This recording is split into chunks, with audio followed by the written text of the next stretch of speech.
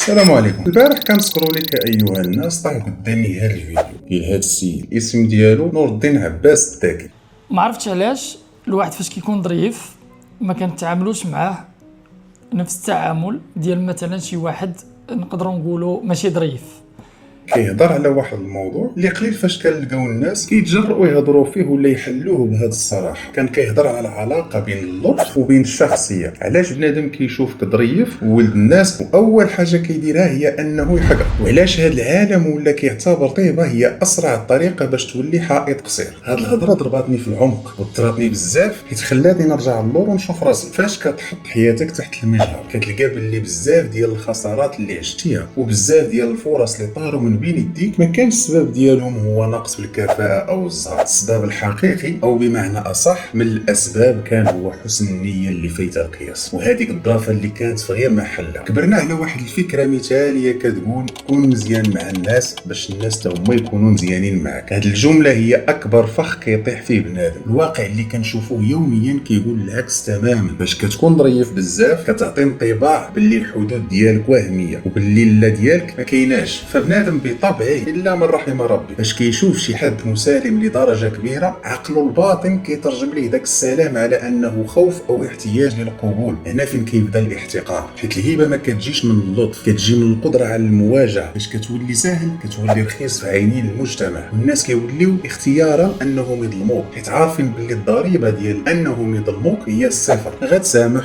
وغتضحك وغتبقى ظريف. هاد الظرافه الزايده راه ماشي غير صفه، هي واحد الضربه قاضيه كتاخذها من عمرك ومن المستقبل. فشحال من واحد ضيع فرص ديال الخدمه او صفقات او حتى علاقات كانت غتغير ليه المجرى ديال حياته غير حيت خاف لا يبان خايب او اناني. ففاش كتغلب النيه على الذكاء الاجتماعي كتولي بحال شي واحد داخل الحرب ورده. الناس كياخذوا بلاصتك حيت انت حشمان، وكياخذوا رزقك حيت انت مؤدب، وكياخذوا وقتك حيت انت ما كتعرفش تسد الباب. الصدمه الكبيره امتى؟ هي فاش كتكتشف باللي هادوك اللي كيتعاملوا بقسوه وبانانيه هما اللي واصلين، وهما اللي كلمتهم مسموعه، ماشي حيت هما احسن منك ولكن حيت هما فرضوا على العالم واحد الصوره كتقول انا ماشي ظريف، انا واعر وما تلعبش معايا.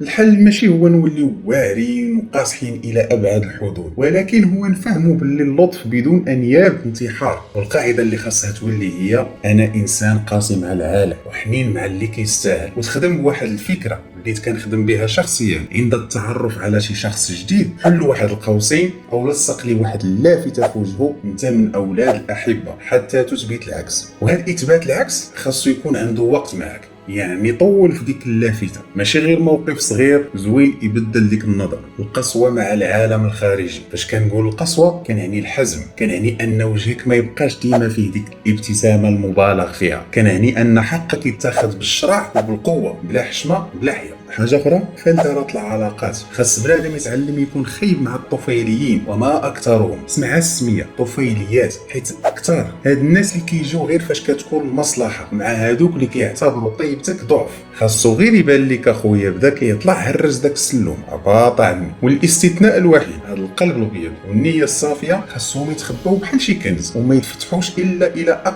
اقرب الاقربين، الوالدين او دوك الناس القلال اللي وقفوا معاك فاش كنتي والو. هادو هما اللي كيستحقوا يشوفوا داك الجانب اللين فيك. وفي الاخير اعتبر هذا الفيديو بمثابه دعوه لكل واحد كيحس براسو ضاع بسبب قلبه الكبير. ففيق من القلب، هذا العالم ما كيرحمش الضعفاء وما كيعترفش بالنيه في العمل او العقود او التعاملات. تعلم تكون صبار، تعلم تكون حاد، وتعلم باللي كرامتك وقيمتك فوق اي واحد. اللي بغى يحترمك خاصو يحترمك حيت انت فرضت الاحترام، ماشي حيت انت دري مزيان. وتذكر باللي الاسد ملك الغابه حيت كيخوف، ماشي حيت كيدير الخير في الديار. كون حاد ودير الراس قيمه قبل ما يمسح فيك العالم رجليك. هادشي اللي كاين. كان معكم حسن والى اللقاء.